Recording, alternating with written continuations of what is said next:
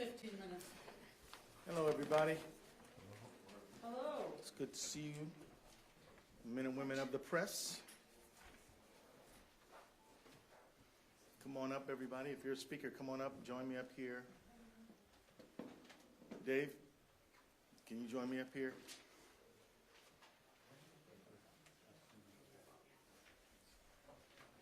Ven aquí, señor. Ven aquí.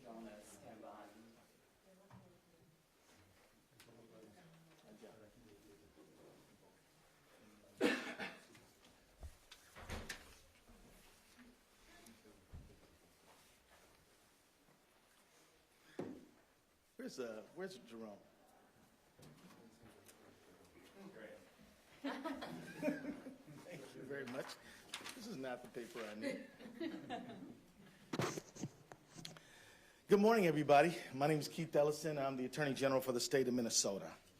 And it's important for us to continue the struggle for a fair economy where everyone can aspire to prosperity when they work hard and the laws are fair. The average worker in our state and in our country puts in about 2,000 hours of work every year, whether you're behind a desk or whether you're behind a wheel, or whether you're a hay baler or whether you're giving a lot to your employer, you are working hard every day. And what do workers get in return? Well, they're supposed to get a steady paycheck as part of it. And it used to be they would get all of that check at the same time when they earned it. Once upon a time in this country, when your employer would tell you, here's your pay, and you got it, and there it is. But for more than a century, workers and people have been organizing to say that we've got to do better than that.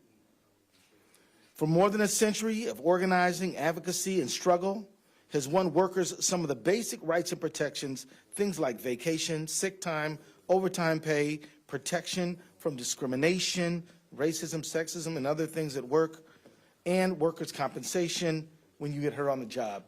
The workplace has changed over time. And if you're dedicating so many of your waking hours to work, you deserve no less. But now we're seeing something that threatens that century-long effort to make the workplace a fair, hospitable, humane place to work. And what that is we're seeing some employers trying to cheat the system that keeps workers safe, healthy, and protected through what we call misclassification fraud. Now, what that is when certain actors, I would say bad actors, label their legitimate employees as independent contractors just to escape things like workers' compensation, unemployment compensation, and other things that go along with the job. It's like if we don't do what we're supposed to do and we just call them something different, we can escape costs associated. That's not right. It's not legal. Even though these folks who we're talking about are doing the work, meeting the criteria of an employee, a worker classed as an independent contractor gets paid less, works without those vital benefits and protections that have been fought for a generation. And this breaks a very important relationship between the worker and the employer. The impact of worker misclassification fraud reaches far beyond individual workers. Some of us might think, well, that's too bad for that worker who's misclassified and victim of misclassification fraud. It is, but it's beyond that. It harms us all. Think of the small business who plays by the rules, who does the right thing. Think of our social safety net, which is going without vital infusions of resources that should go to workers, and even Minnesota's tax base and bottom line. As our workforce evolves, and as the gig economy continues to pick up steam, this problem is only growing. Independent contractors now make up about 10% of our workforce. In Minnesota, as many as 1 in 5 employers misclassify at least one employee. Nationally, that number is close to 1 in 3. Misclassification is actually a long word with a simple meaning. Misclassification fraud is impacting people. It just means that some people are saying folks are independent contractors when in reality they're employees and should be treated like employees. We can't move backward to a model that leaves workers on their own and unprotected. We're in the 2020s, not the 1820s, and we shouldn't be building an economy for workers that looks like one that we had before the Industrial Revolution. So last year, I pulled together a task force of diverse thinkers, smart people, folks arraigned at different points in the economy, policy leaders like Representative Greenman and others, and I asked them to think about what were some practical solutions to make sure that the economy was one in which workers could expect to be treated like workers, in which the business community could feel that if they played by the rules, they would be treated fairly. We brought together workers, large and small businesses, agencies, legislators, advocates to gather the best thinking around the issue and to chart a path forward. I want to thank every single member of that task force. They did the work they were asked to do, and they did it well. The legislation we're introducing today represents their recommendations, all supported by a broad coalition, supported by DEED, which is a critically important agency at our state, the Department of Labor and Industry, the Department of Revenue, Department of Commerce, and members of the Minnesota House and Senate, the Attorney General's office, small business owners, and most importantly, a diverse cross-section of Minnesota workers. If you are a business that's playing by the rules and following the law, this bill won't affect you, and it won't affect you, other than leveling the playing field to make sure that you can compete on a basis of fairness. The bill gives Minnesota enforcement agencies better tools to detect misclassification and fraud and puts in place steeper penalties for breaking the law. It also gives workers and businesses better tools to make sure they're on the right side of the law or to submit complaints when someone is on the wrong side of it. My colleagues here will share more about the details. I want to wrap up by thanking Representative Greenman for co-chairing this task force and helping us get to this point today. This legislation is another way we can create a more level playing field and a fair economy. I also want to give special thanks to Commissioner Blissenbach, who every single day puts her best foot forward to protect workers in the state of Minnesota. Thank you for your work. And I want to thank Senator, I always mess up on this one. Uma Verbaeten, who has been a tireless, though a freshman, is you wouldn't know it. She works hard every day for people in her district and throughout the state of Minnesota. But lastly, I want to thank the workers who drive those trucks, who construct our buildings, who work in restaurants every day, who take care of patients, who do a whole range of jobs that our society can't do without, and yet are being threatened by this misclassification fraud problem. And so with that, let me ask Representative Greenman to come up and talk about the basics of the bill and other points of her perspective. Representative Greenman. Thank you. Well, thank you all for being here today. As you heard from our Attorney General, misclassification fraud is a huge problem, and it's only growing. It hurts workers, it hurts law-abiding businesses in almost every industry, and it hinders our ability to provide and protect that economic security and workplace freedom that generations of Minnesotans have built, expect, and have come to rely on. As our policymaking makes clear, especially in the last few years, the DFL majorities in the House and the Senate, the Attorney General, the Walz-Flanagan administration, we are all committed to ensuring that workers have access to the protections of Minnesota law, that they get minimum wage and overtime, paid sick when they're sick, paid time off when they're sick, unemployment insurance if they get laid off, workers' compensation if they get hurt on the job, and now paid family and medical leave. And we believe that law-abiding businesses should be able to compete in a fair marketplace. So when a business puts in a bid or sets their prices, they shouldn't have to be outbid or outpriced by companies that artificially reduce their costs by cheating workers and the Minnesota taxpayers. Misclassification fraud puts all of that at risk, all of that safety net, worker protections, fair competition, and the social safety net that taxpayers and communities have built and rely on. It's why we are all working together. The AG's office, the legislature, the Department of Labor, the administration are all working together to address this problem. I'm proud to chair the task force, as the Attorney General talked about, and pulled us all together. Workers, folks with expertise, from businesses, from our agencies. We listened, we learned. We learned from the entities about the enforcement and some of the challenges to their work. We learned from workers across the economy how this is happening, and we really tackled and looked at some of the data to understand the problem. And one thing is clear.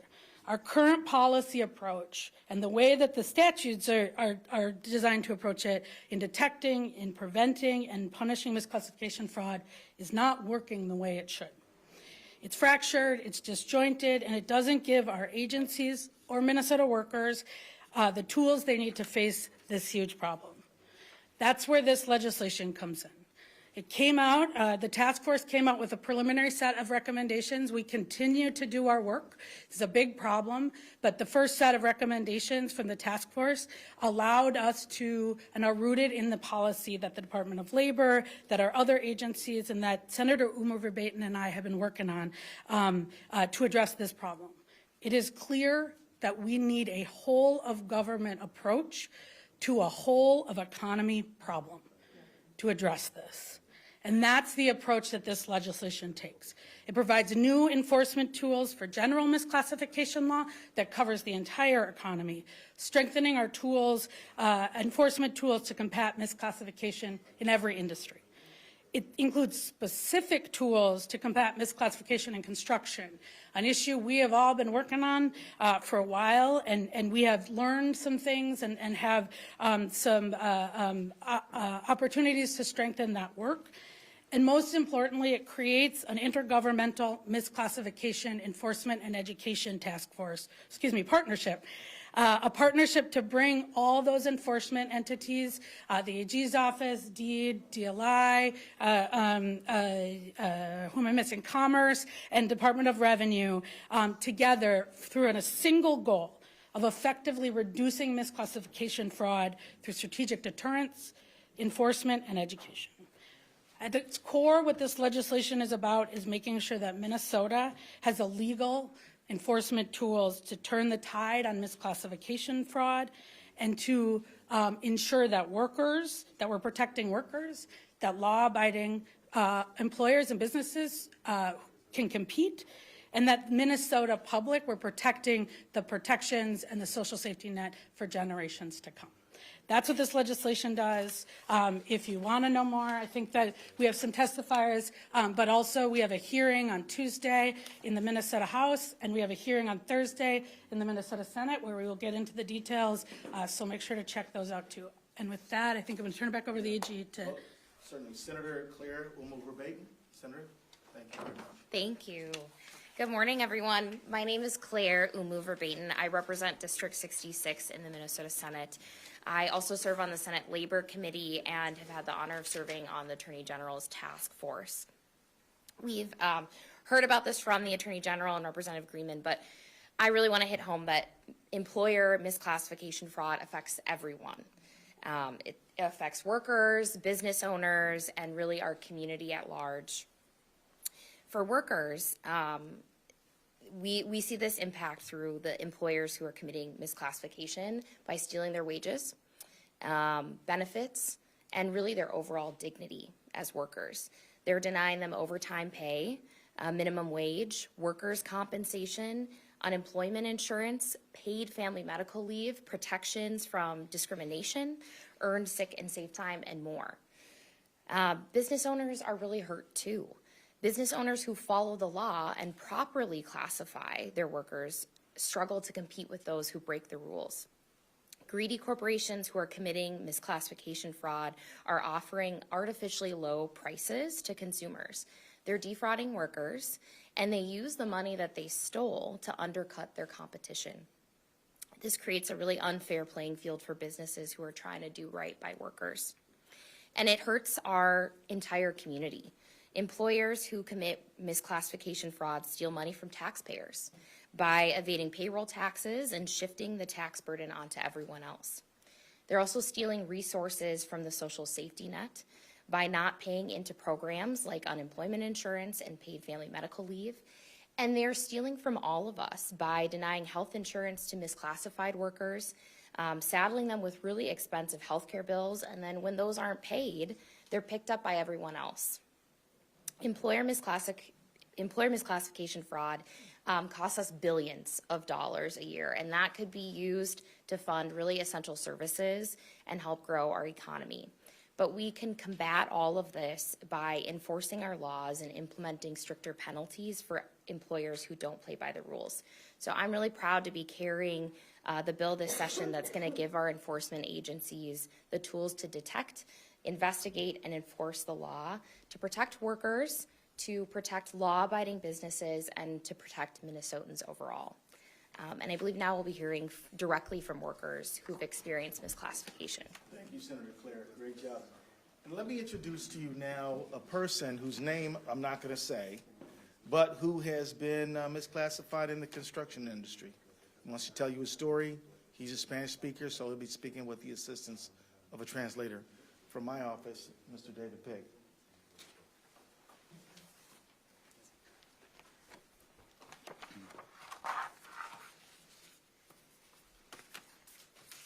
Hola, muy buenos días. Yo soy un inmigrante indocumentado y Hello, good morning. I am an undocumented worker, vivo en la ciudad de Lester Prairie, Minnesota. and I live here in Minnesota. Soy de nacionalidad hondureña y he vivido en Minnesota por 4 años. I am from Honduras, and I've lived in Minnesota for 4 years. Quiero agradecer al fiscal del estado, Keith Ellison, y la representante Emma Kimham por unirse a este grupo de trabajo y de clasificación errónea. I would like to thank Attorney General Keith Ellison and Representative Emma Greenman for bringing this misclassification task force together. La clasificación errónea es algo que necesita atención en construcción, especialmente con trabajadores latinos como yo. Misclassification is something that needs to be paid attention to in the construction industry, especially for Latino workers such as myself. Yo soy un trabajador de construcción y he estado trabajando en la industria por 4 años. I am a construction worker, and I've worked in this sector for 4 years. Me dedico a la instalación de la piedra decorativa I mostly am involved with the installation of decorative stone. Este material es instalado en la construcción de muchos de los apartamentos de familias múltiples, construcción de restaurantes, hoteles y en casas nuevas. This type of material is installed in construction for many types of constructions of apartment buildings, including multifamily homes, restaurant construction, hotels, and also new single-family homes.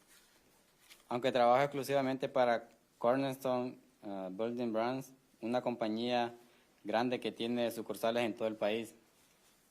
Although I exclusively work for Cornerstone Building Brands, a huge company that has many branch offices throughout the country, Nos llaman a mí y a mi jefe contratistas independientes. they call me and my boss independent contractors. Hace unos años atrás, mi jefe fue empleado directo de esta compañía, pero es mi entendimiento de que la compañía esforzó a los empleados que trabajaban en la instalación que se cambiaran a contratistas independientes. Some years ago, my boss was directly employed by this company, but it's my understanding that the company forced the employees to start working on installation, that they had to change to become independent contractors. La compañía creó el ambiente donde todos sus trabajadores de construcción son tratados como contratistas independientes y es algo que no debe ser. The company created an environment where all the construction workers are treated as if they were independent contractors, and it just shouldn't be that way. Como contratista independiente yo tengo responsabilidades que no me parece que son responsabilidades que me parece que son responsabilidades de Cornerstone. As an independent contractor, I have responsibilities that to me seem they should be the responsibilities for Cornerstone. Algunas de estas responsabilidades son, tengo que pagar impuestos más altos, tengo que tener mi propia compensación general de trabajo y no recibo ningún tipo de beneficio. Some of these responsibilities include that I have to pay higher taxes, I have to put into my own general compensation work plan, I don't receive any, and I also don't receive any types of benefits. Incluyendo mi sobretiempo, es un problema para mí y para mis compañeros clasificados como algo que no somos. And these benefits also includes overtime not getting paid. This is a problem for me and for my workmates since we are classified as something that we really are not. Este es un problema más que en mi opinión viene de arriba, que es la compañía principal, que es la que en mi opinión crea este tipo de ambiente de clasificación errónea. And this is a problem that, in my opinion, is coming from farther up. It's coming from the main company, which is, in my opinion, the company responsible for creating this environment of misclassification. Yo trabajo 70 horas a la semana, por lo regular haciendo trabajo que muchos no quieren hacer, por lo difícil que es físicamente. I work 70 hours a week, generally speaking, doing work that many people do not want to do because it is so physically exhausting. Ser clasificado erróneamente me ha costado pago de tiempo y medio, y también me costó tiempo con mi familia. Being misclassified has cost me a lot of pay for the hours I've put in, especially time and a half, and it's also cost me time that I could have spent with my family. Yo vine a este país para proveer para mi familia. Yo simplemente estoy pidiendo que nos paguen lo que es justo por las leyes de este país. I came to this country to provide for my family. I am only asking that we are paid what would be fair according to the laws of this country. Me gustaría ser clasificado como un empleado para poder recibir los beneficios y pago que otros trabajadores reciben. I would like to be classified as an employee so that I can receive the benefits and pay that all workers receive. Y le pido al fiscal general y el Departamento de Labor que por favor pongan en alto el delito de clasificación errónea. And I ask the Attorney General and the Department of Labor to please put great attention on the crime of misclassification. Sería todo. Muchas gracias y que tengan un buen día. That is all. Thank you very much, and I hope you have a good day. Alana Olson, who works in live entertainment with IATSE Local 13. As the AG said, my name is Alana Olson. I'm a proud member of IATSE Local 13, and I've worked in backstage live entertainment for 19 years. It wasn't until I shattered my heel in a workplace accident that I realized that worker classification matters. The convention that I worked for over 4 summers claimed that they, quote, had no employees. They didn't have workman's comp either. I requested the Special Compensation Fund, which is part of the Department of Labor, get involved. Before my injury, I knew that sometimes there were different forms, a 1099, a W-2, but I didn't understand why.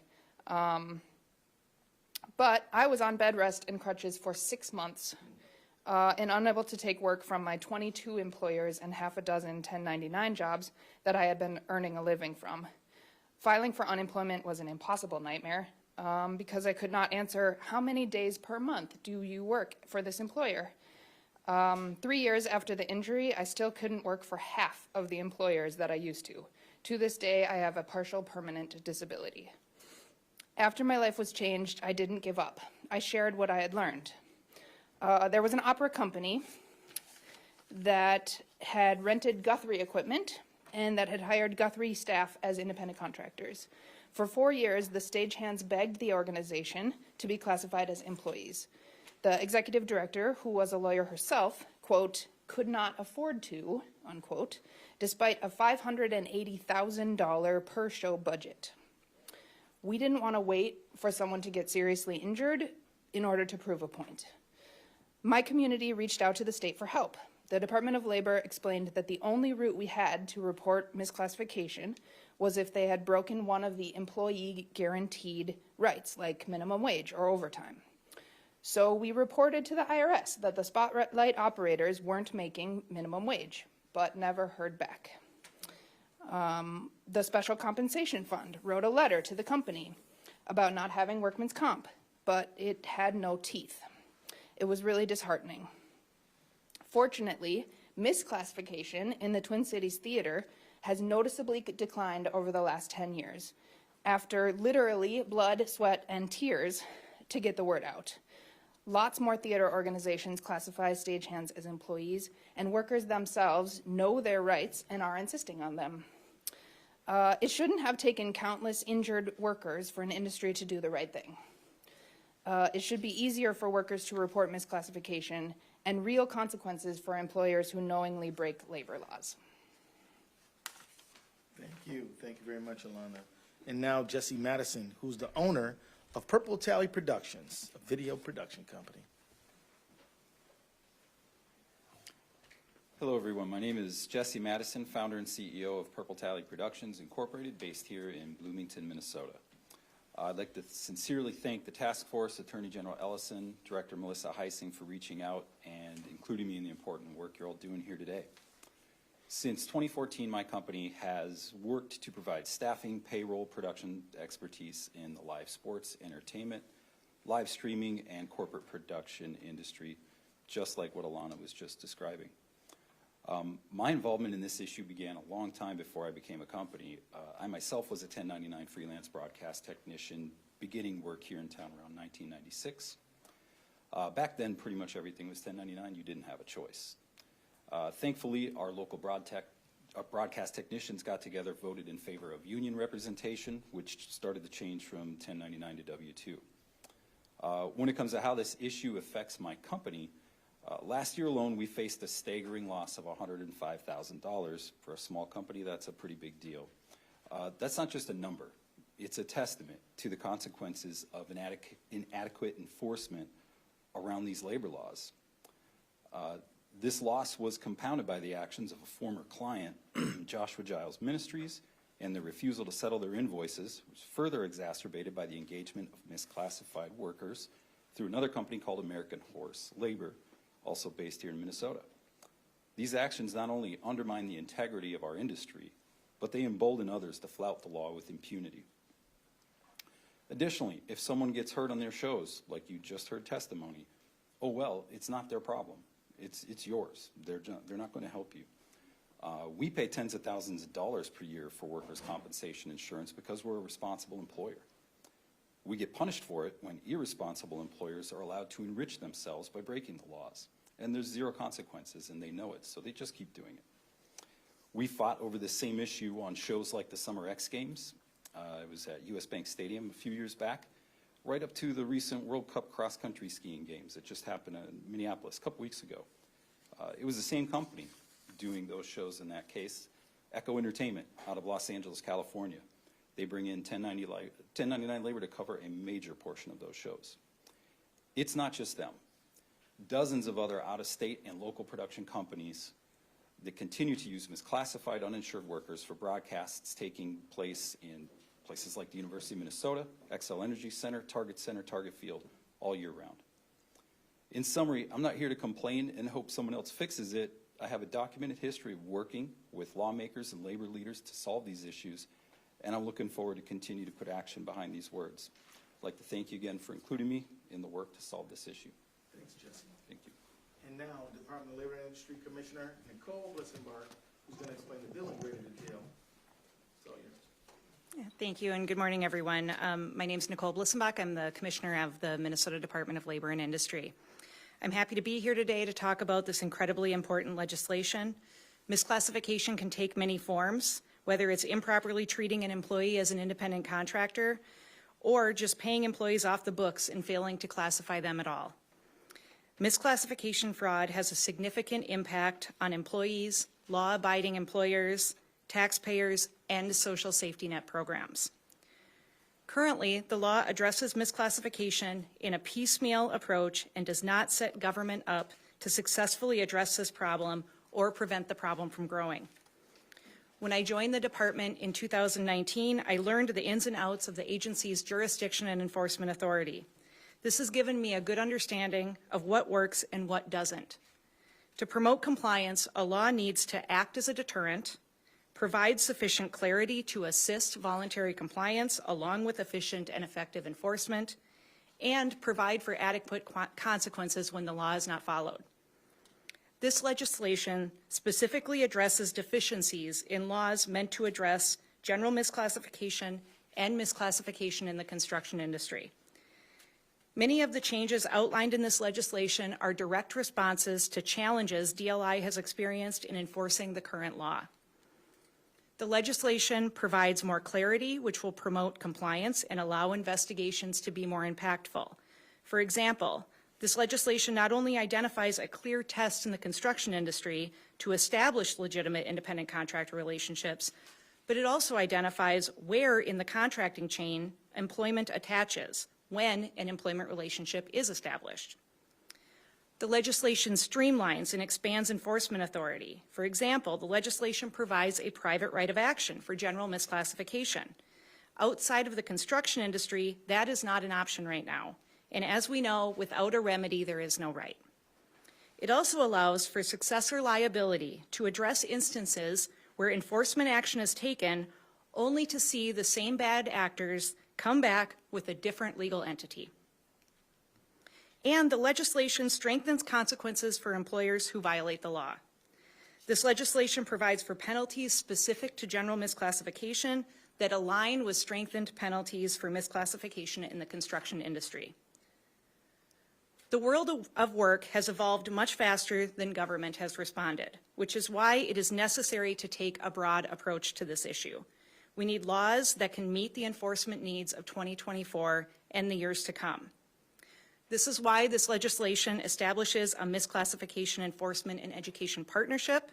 This partnership, made up of DLI, DEED, Revenue, Commerce, and the Attorney General's office, will ensure an effective and efficient whole-of-government approach to misclassification. I want to recognize the work of the AG's Misclassification Task Force in helping us get here. The leadership of Attorney General Ellison, Representative Greenman, and Senator Umuru-Baton brought much-needed attention to this topic and gathered the voices necessary to create solutions that support workers and their ability to earn a living. This legislation takes a whole-of-government approach to effectively combat the problems of worker misclassification. It will strengthen deterrence, enforcement, and consequences, and help DLI and the state combat misclassification across all industries. This will assist us on our path to making Minnesota the best place to live, work, and raise a family. Thank you. Thank you, Commissioner. And now, Representative Greenman for questions. I'll take all the questions. Just kidding, just kidding, just kidding. Wanted to open up for questions. After all that, I'm still not sure what the bill does. Well, didn't I preview the 30 pages that you can come to the hearing for?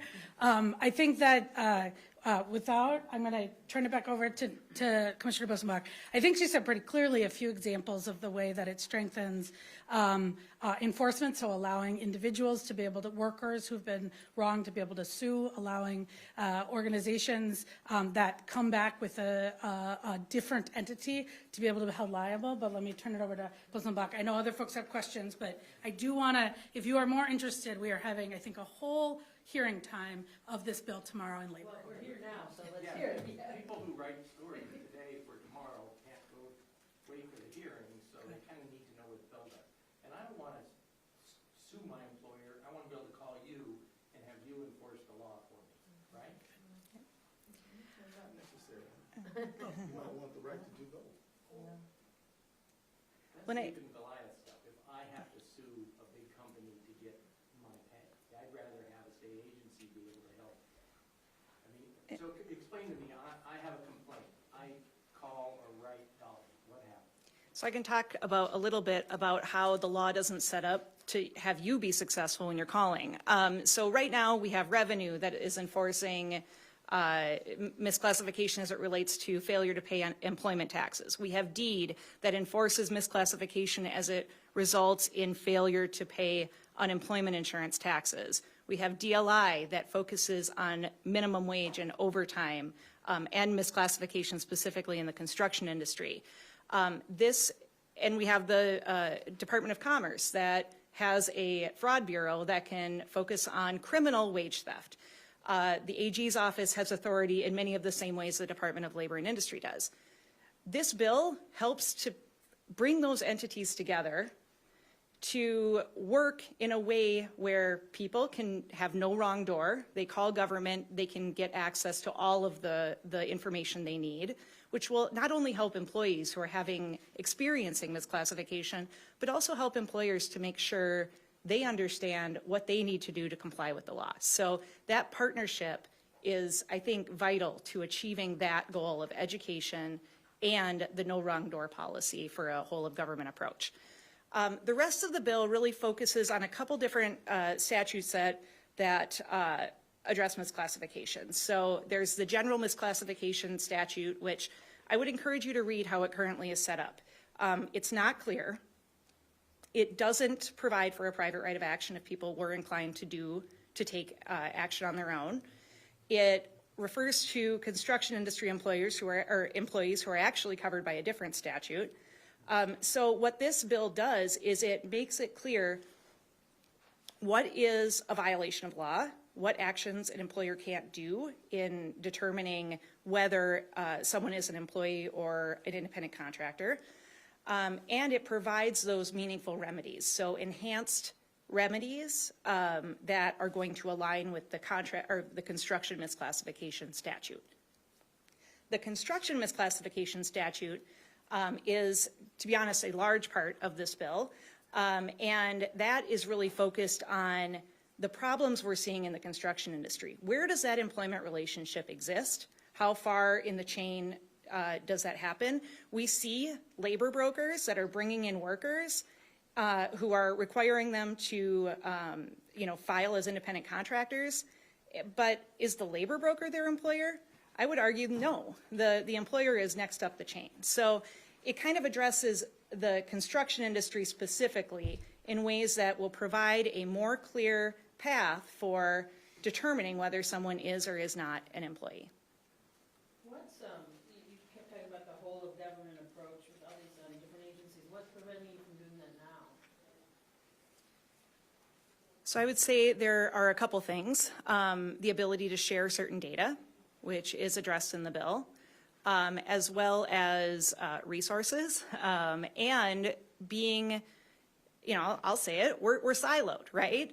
If I work at labor and industry, my main focus is wage and hour. I'm going to make sure that people are getting overtime and minimum wage.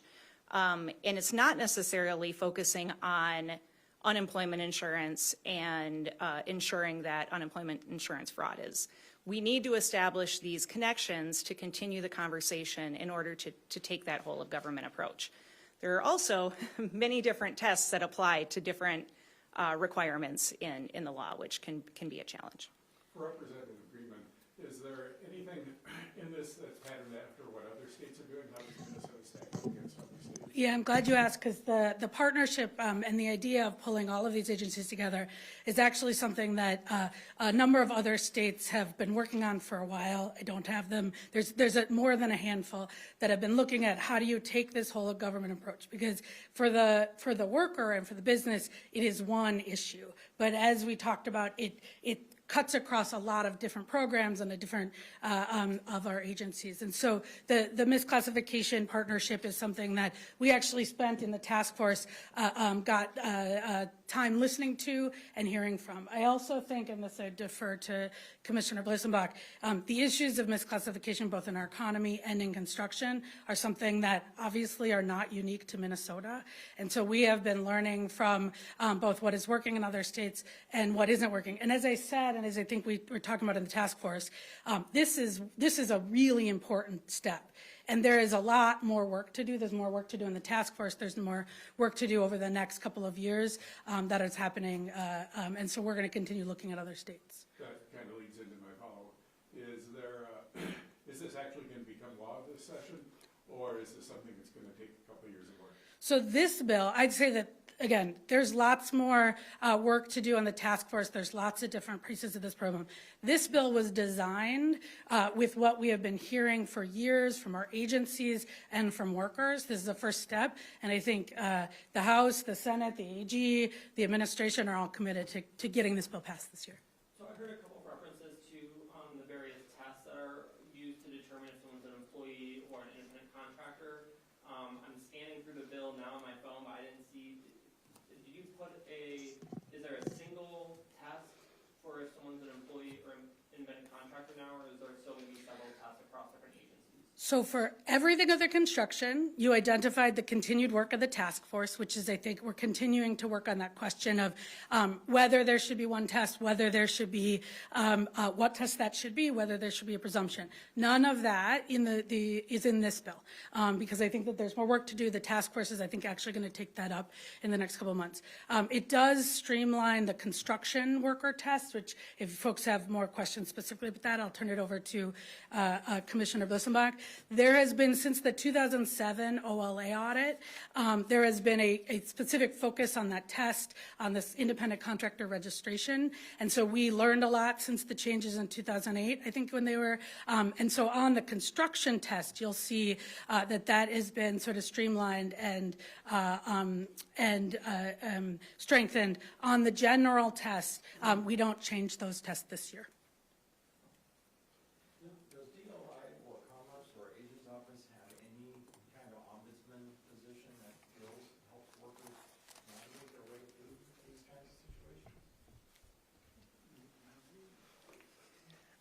So that we have individuals in each of our different business areas. So if people are experiencing wage and hour violations, our labor standards unit, along with Earn Sick and Safe, things like that. If it's a workers' compensation issue, we have a workers' compensation ombudsman. But we, I can say we can do better at bringing not only a whole of government, but a whole of agency approach to worker misclassification. And I think that really is one of the primary objectives to this bill and to the work that we will have moving forward. I have a question on successor liability. Last year, the legislature made general contractors liable for wage theft from its subcontractors. There's a bit here about clarifying who is the employer. So is that part just a fix to the law that was passed last year? And can you give an update on have any general contractors been held accountable for wage theft on their sites? I don't think so. Yeah, so it's not a change to that bill. What it's doing is when misclassification is found and there is a violation of that particular law, that if the company then changes, let's say you have the owners, that company goes away, they form another one, maybe it's ABC LLC instead of AB LLC, and they start doing the work again, that we can carry on with the consequences to attach that to that successor employer. So that is different. It's tackling a different issue than the contract or than the Construction Worker Wage Protection Act last year, which allows us to go up the chain to seek wages that have not been paid further down the chain. And that's not dependent on an employer relationship. That is just a contracting relationship. So maybe I'm confusing what successor liability means and the part that was being talked about in regards to determining like who is the employer up the chain. Is that? Those are two different pieces. So the successor liability would attach when we take enforcement actions and then the same actors show up with a different company. The establishing where an employment relationship attaches is something that is currently very challenging in the way the construction worker misclassification statute is set out. You can establish that somebody doesn't meet the independent contractor test, but you can't establish for whom they work. And it's not unheard of to go on a construction site and for workers to not know who their employer is. So this is to make sure that as we're establishing the, the check boxes of things that establish who your employer is, that we can go and look and very clearly, based on that documentation, based on that test, determine who the employer is. If you're an undocumented worker in the construction industry and there's a more rigid kind of forcing them into an employee status, aren't they less likely to actually be able to be employed? We do not, when we're looking at legal violations, it does not matter if a worker is documented or not. The law needs to be followed, the employers need to follow the law, and that is, so we do not ask that question. We're just looking to make sure that the employee is receiving the benefits that they're entitled to under the law. Well, she's been trying to get in for a while. Is it possible you could explain, and I'm sorry, I didn't catch your name, the gentleman from Guatemala? Is it? Honduras, sorry. No, he didn't give a name, and we're not going to say it. No, that's fine. I was gonna say, could you explain how this would help him? How the changes would help him? It would make it clear that he should have been treated as an employee, and it would allow us to take action against an employer who is not only misclassifying, but I think he mentioned also wage and hour violations. It helps to streamline that enforcement, creates more deterrence, and also more consequences. Is there a grace period of sorts for maybe a company that, didn't realize it was misclassifying? Like, is there is it you do it and you face the penalties, or is there a kind of period where they can, fix the problem before it got, to a certain point? So the law does not, the legislation as drafted does not provide or does not require that a violation be repeat or willful. But as we are investigating cases, those are the types of things that matter for when we determine what type of penalty should be provided, what the remedy looks like. So all of that is relevant, but the law doesn't specifically say that only penalties can be issued for repeat or willful. And that's on purpose. We can't have misclassification just be a cost of doing business. There's too much money that can be saved doing that to not take action on the first time we see a violation. The gentleman from Honduras, I don't know if the translator is still here, but I was wondering if the payment to the contractors is done in cash or check. Is there like any paper record that you're being paid, or is it all cash? Yeah, David's gone now. Maybe we can catch up with you later. What I will say is I heard both sets of stories, but in the task force, we heard from many workers who were, as I think the commissioner said, both just paid in cash with no documentation, no receipts, and also folks who had been employees for a couple of weeks and came and were told and were given 1099. So we heard both of examples of those stories pretty thoroughly in the task force when we heard testimony. Attorney General Ellison had mentioned the gig economy. Is there an impact on Uber and Lyft with this legislation? I think here's what I will say. We know, and one of the challenges with the gig economy, and frankly, the economy as we go forward, is that employers need to be really clear about where and how they're classifying workers. And I think that we have been having a long conversation about Uber and Lyft, but Uber and Lyft are not, as you know, the only gig economy. We heard also from DoorDash, we heard from TaskRabbit, again, at the task force, and we heard a lot of different models. I think what's clear is this doesn't change the test that we currently have that applies to everybody except for construction workers as their own test. I think it does, and I do think that there's a question and there's litigation both here and around the country about whether those current models currently are in compliance with our current test, and I think that that's going to be for the courts to decide. So I think with that, is there any more questions? I think we got to wrap it up and probably give the... Thanks a lot. And I can be around if folks have questions. Thank you so much.